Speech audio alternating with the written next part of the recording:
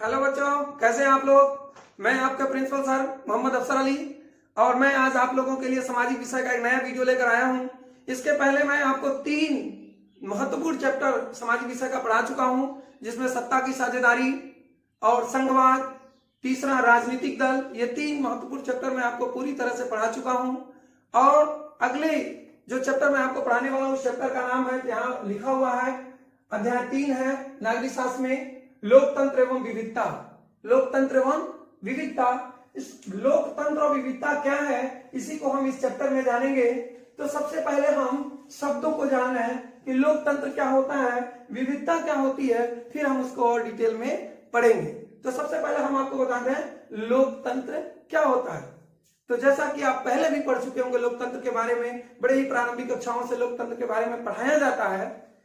लोकतंत्र का अगर संधि विच्छेद करें तो लोकतंत्र यानी लोगों द्वारा चलाया जाने वाला तंत्र, जिसमें लोग चलाते हो, जिसमें मुखिया का चुनाव लोग करते हो, उसी को लोकतंत्र कहते हैं। अगर हम परिभाषा की बात करें तो हम कहेंगे कि जिस राज्य में राज्य का मुखिया लोगों द्वारा चुना जाता हो, वो उस राज्य को, वहां की शासन प्रणाली को हम लोकतंत्र कहते हैं। सिंपल है। जिस राज्य का जो मुखिया होता है, जो राष्ट्राध्यक्ष होता है, जब उसका चुनाव वहां की आम जनता अपने मतों के द्वारा करती है, अपनी इच्छाओं के द्वारा करती है, अपना वोट दे करके करती है, तो उसको हम, उस राज्य को, उस शासन व्यवस्था को हम लोकतंत्र कहते हैं। ठीक है बच्चों, लोकतंत्र के बारे में बहुत सारे परिभाषाएं दी हैं। अब्राहम लिंकन का आपने बहुत ही महत्वपूर्ण परिभाषा आप पढ़े होंगे कि लोकतंत्र जनता का, जनता के लिए जनता द्वारा शासन है। बहुत ही महत्वपूर्ण और संक्षिप्त परिभाषा उसका। तो हम लोकतंत्र की बात यहाँ बहुत ज्यादा नहीं करेंगे। आपके इस चैप्टर में लोकतंत्र की बहुत सारी बात नहीं किया गया है, इसलिए मैं बहुत ज्यादा उस पर डीप नहीं जाना चाहता हूँ। अगला हम देखते हैं, दूसरी जो टॉपिक हमारा वो है विविधता। अब विविधता क्या है? विविधता मतलब डिफरेंस, बहुत सारी तरह के डिफरेंस, जैसे जातिगत आधार पर, भाषा के आधार पर, लिंग के आधार पर, रंग के आधार पर, क्षेत्र के आधार पर, जनसंख्या के आधार पर, पुरुष महिला के आधार पर, इस तरह बहुत सारे आधार पर विविधताएं पाई जाती हैं। प्रत्येक राज्य में अगर आप बात करें तो आप देखेंगे, अपने ही आसपास के समाज में अगर आप देखें तो आप देखते होंगे कि विविध तरह के लोग वहां वास करते हैं।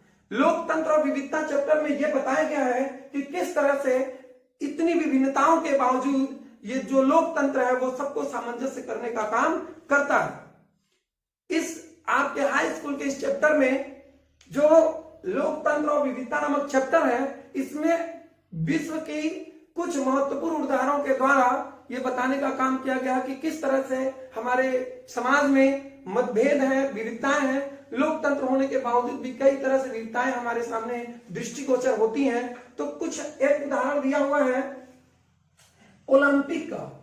एक उदाहरण है, आपकी बुक में होगा, आप पढ़ेंगे भी। ओलंपिक 1968 में जो मैक्सिको में आयोजित हुआ था। कहां हुआ था बच्चों?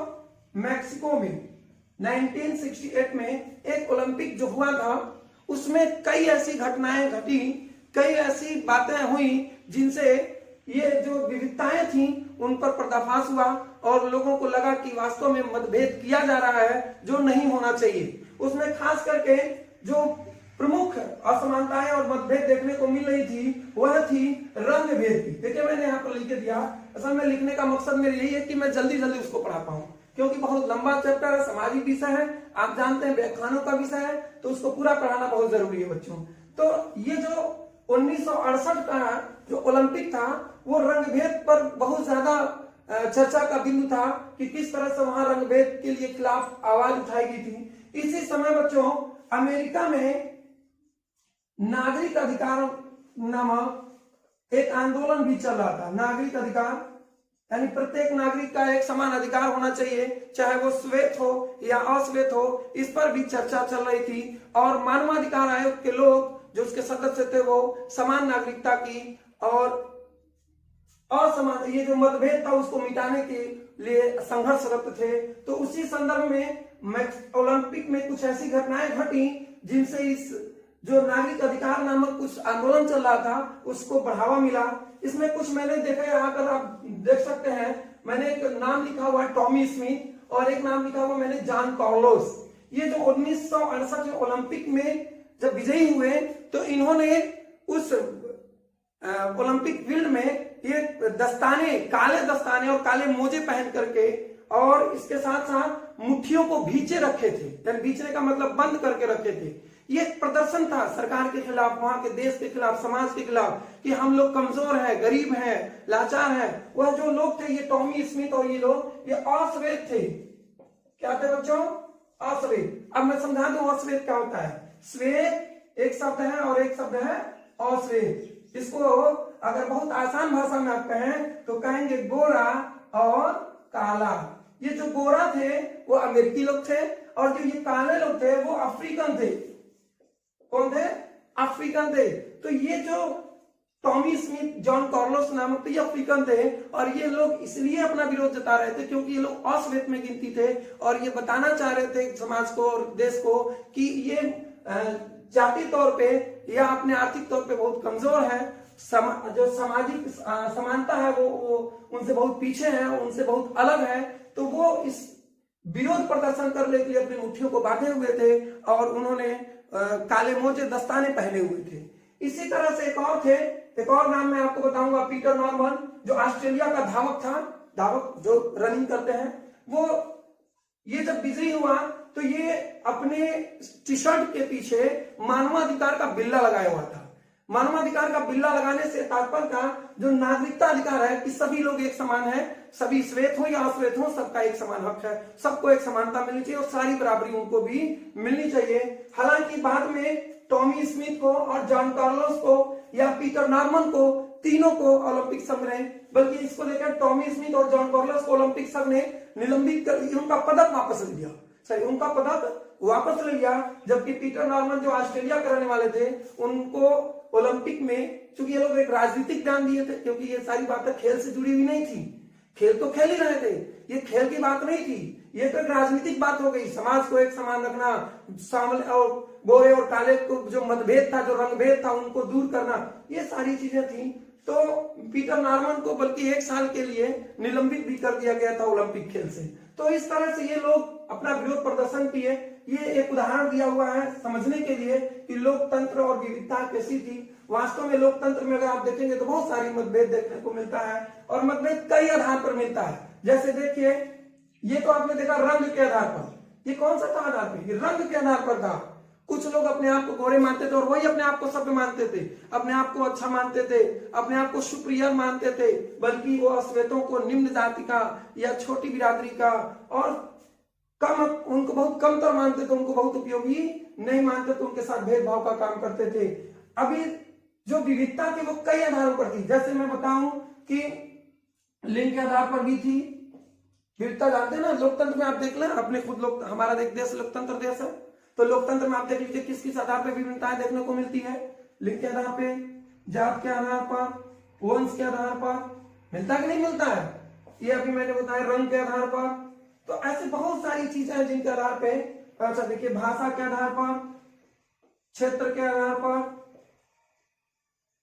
क्षेत्र के अलावा और चीजें हैं जैसे संख्या के आधार पे, बहुसंख्यक। जैसे कभी कभी ऐसा होता है कि किसी समाज में बहुसंख्यक ऐसे होते हैं जो एक ही समाज के तबके के होते हैं, एक ही वर्ग के लोग होते हैं, तो वो निम्न, जो कम तर के लोग होते हैं, जो अल्पसंख्यक होते हैं, उनके साथ उनकी जो भावनाएं होती हैं, जो दृष्टि होती है, वो दूसरे तरह की होती है। यानी वहां वो अपने आप को बेहतर मानते हैं, जबकि अल्पसंख्यकों को वो निम्न मानते हैं। इस तरह की विभिन्नताएं पैदा होती हैं। तो अब ये जो चैप्टर है आपका, वो चैप्टर क्या बता रहा है? चैप्टर बता रहा है कि किस तरह से लोकतंत्र में तमाम विभिन्नताएं होते हुए भी जातिगत आधार पर, भाषा के आधार पर, वंश के आधार पर, भाषा के आधार पर, क्षेत्र के आधार पर, मैंने बताया संख्या के आधार पर किस तरह से विभिन्नताएं हैं। इतनी विभिन्नता होने के बावजूद भी किस तरह से लोकतंत्र इन सबको सामंजस्य करते हुए अपने लक्ष्य को प्राप्त करता है, देश में शासन व्यवस्था स्थापित करता है। केवल लोकतंत्र ही एक ऐसी व्यवस्था है जिसमें इतनी सारी मतभेद होने के बावजूद भी, इतना विभाजन, इतनी असमानता होने के बावजूद भी वह सबको सामंजस्य बिठाने का काम करता है। अब हम देखेंगे कि जो सामाजिक मतभेद है, जो विभिन्नताएं हैं, उसके पीछे कारण क्या है। तो कल बहुत सारे कारण हो सकते हैं। आप नॉर्मली अपने लाइफ में भी इसको फील कर सकते हैं कि कौन कौन से ऐसे कारण होते हैं। जैसे मैं कुछ बता रहा हूं आपको। जैसे नंबर 1 कारण मैं आपको बताऊं कि जब कोई एक विशेष वर्ग या विशेष समाज अपने को दूसरे विशेष वर्ग या दूसरे समाज से उच्च समझने लगता है, अपने आप को उच्च मानने लगता है और दूसरे को अपने से निम्न मानने लगता है, तो धीरे धीरे बीच में एक खाई बन जाती है और समाज में असमानता उत्पन्न हो जाती है, मतभेद उत्पन्न हो जाता है। इसी तरह से दूसरा कुछ जो कारण है, समझ में आया ना पहला कारण। दूसरा कारण देखो बच्चों क्या है, जब कभी ऐसा होता है कि आर्थिक रूप से कोई ज्यादा अमीर हो जाता है और कोई ज्यादा गरीब हो जाता है, तो इस तरह से अमीर और गरीब नामक भी कुछ मतभेद उत्पन्न हो जाते हैं और इस तरह उनके अंदर भी सामाजिक असमानता उत्पन्न हो जाती है। ठीक है। अच्छा, तीसरा देख लीजिए, ऐसे और क्यों होता है।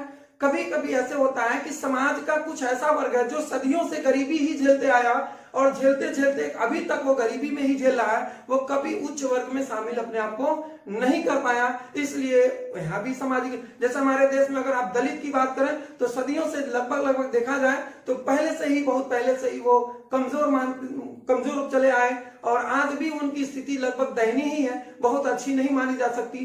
तो कहीं ना कहीं इस तरह का सामाजिक असमानता हमारे देश में, कुछ अल्पसंख्यकों को भी अगर आप देख लें तो उनकी भी स्थिति अन्य समाज की स्थिति से अलग है, यानी उनके बीच भी असमानताएं देखने को मिलती हैं। और भी आप देख सकते हैं बहुत सारे कारण हैं। जैसे कभी कभी ऐसा भी होता है कि कुछ छोटे छोटे वर्ग आपस में मिलकर के अलग हो जाते हैं, अपने समूह को अलग दिखाने लगते हैं, कुछ और वर्ग अपने समूह को अलग दिखाने लगते हैं। इन अलग अलग समूह के मिलने के कारण उन दोनों के बीच में कुछ ना कुछ डिफरेंसेस पैदा हो जाते हैं, कुछ अंतर पैदा हो जाता है और उनके बीच सामाजिक असमानता उत्पन्न हो जाती है। और भी बहुत सारे कारण हैं, बहुत ज्यादा आपको नहीं पढ़ना है, 4-5 कारण मैंने इसमें आपको बताया कि किस तरह से लोग इस तरह से सामाजिक भेदभाव के और जो सामाजिक विभिन्नता है किस तरह से हो जाता है। तो सीधा सीधा बहुत छोटे अगर बात करें तो जब कोई एक समाज से आर्थिक तौर पे, सामाजिक तौर पे, जातिगत तौर पे, लिंग के आधार पर, जनसंख्या के आधार पर या फिर भाषा के आधार पर एक समाज दूसरे समाज से अपने आप को अलग रखने लगता है, तो उनके बीच में एक सामाजिक मतभेद उत्पन्न हो जाता है। उसी को हम कहेंगे सामाजिक विभिन्नता या मतभेद का कारण। तो बच्चों ये था लोकतंत्र और सामाजिक जो विभिन्नताएं हैं उनका जो टकराव है, उनकी जो सामंजस्य है वो कैसा था। तो ये अभी चैप्टर पूरा नहीं हुआ, अभी पार्ट 1 है। एक पार्ट में और मैं आपको बताऊंगा, जब दोनों पार्ट बन जाएंगे तो ये आपका चैप्टर पूरा हो जाएगा। इसके लिए नेक्स्ट वीडियो को आपका थोड़ा सा इंतजार करना पड़ेगा। तब तक के लिए बच्चों बहुत सारी शुभकामनाएं, पढ़ते रहिए। ऑनलाइन पढ़ना आपके लिए बहुत ही जरूरी है क्योंकि यही एक सबसे अच्छा ऑप्शन है बच्चों। आपको बहुत सारा आशीर्वाद, बहुत सारी शुभकामनाएं।